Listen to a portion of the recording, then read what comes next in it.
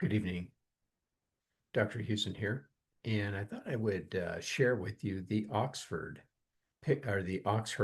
pictures of Buddhism, which outlines the process of spirituality, which maps onto the Zen Buddhism experience. And so, with that, let me find the screen. There it is. And let's see, let me see if I can share this.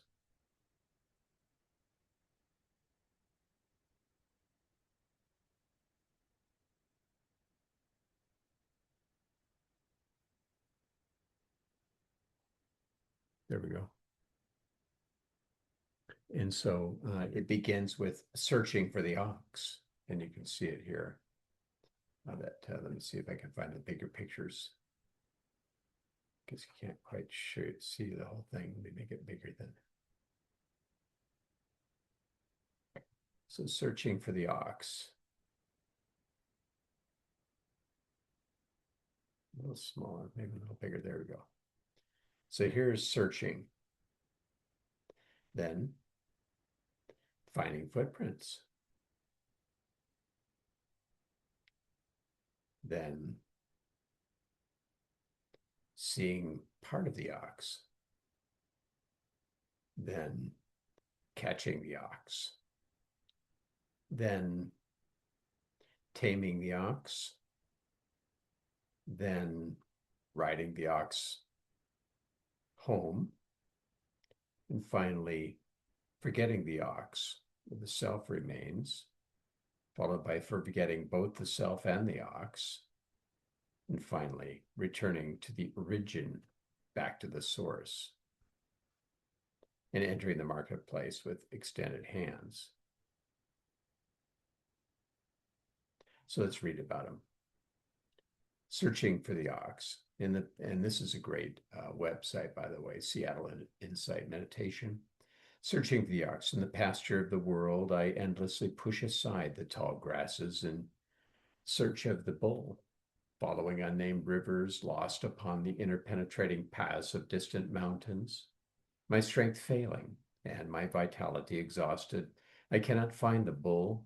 I only hear the locusts chirping through the forest at night. So that he finds footprints over here.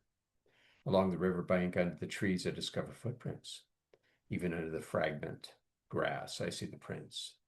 Deep in remote mountains, they are found. These traces can no more be hidden than one's nose, looking heavenward. I see the ox. I hear the song of the nightingale. The sun is warm, the wind is mild, willows are green along the shore. Here no bull can hide. What artist can draw that massive head, those majestic horns? And then he catches the ox. I seize it with a terrific struggle. Its great will and power are inexhaustible.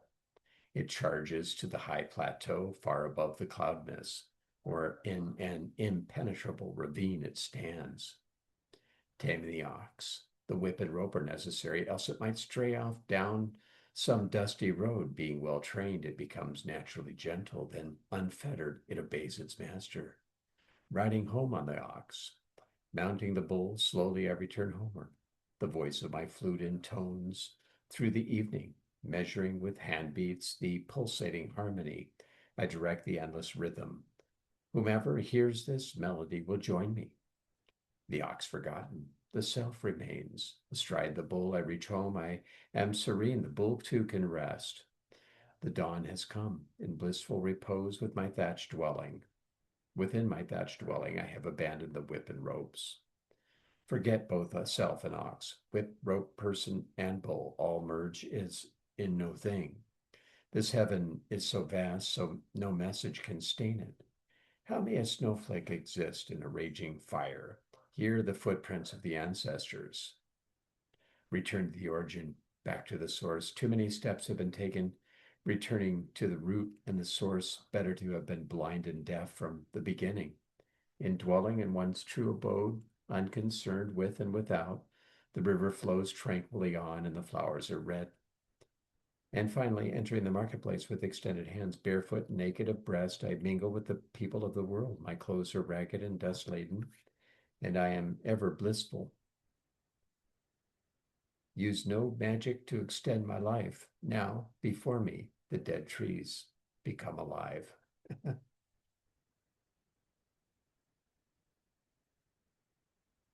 Those are the hawks herder pictures.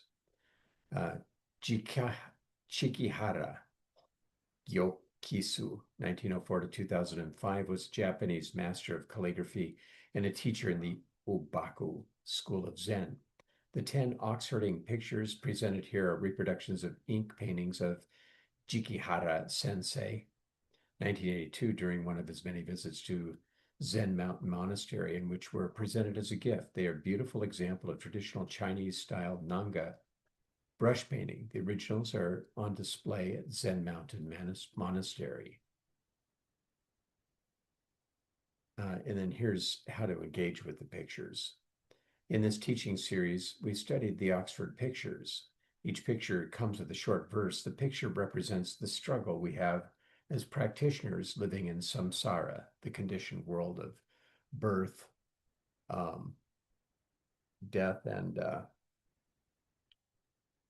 I think resurrection, or whatever you call it when you when you're reborn again, reincarnation. The pictures represent the struggle we have as practitioners living in samsara, the conditioned world. The ox or the bull represents what can be called the true self. The Buddha nature, emptiness, and or anatta, non-self. The ox herder represents each of us as practitioners.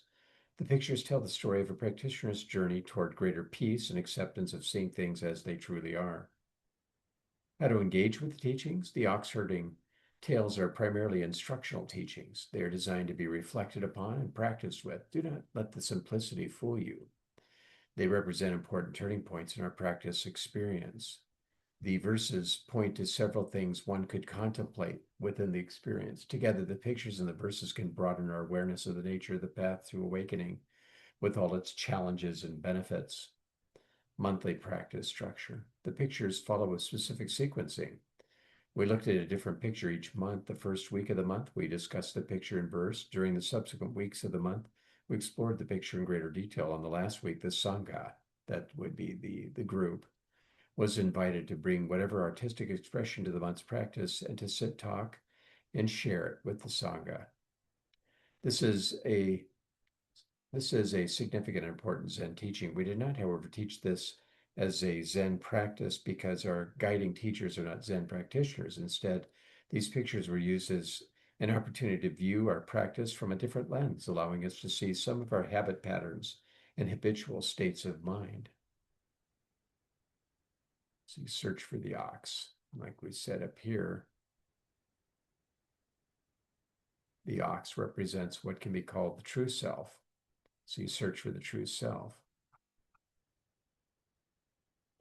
finding footprints of the true self, a portion of the true self. You catch the true self. You tame the true self. You ride the true self home. But then you forget your true self and the self remains. But then you forget both the self and your true self. But then you return to the origin and back to the source. And you enter the marketplace with extended hands as a bodhisattva.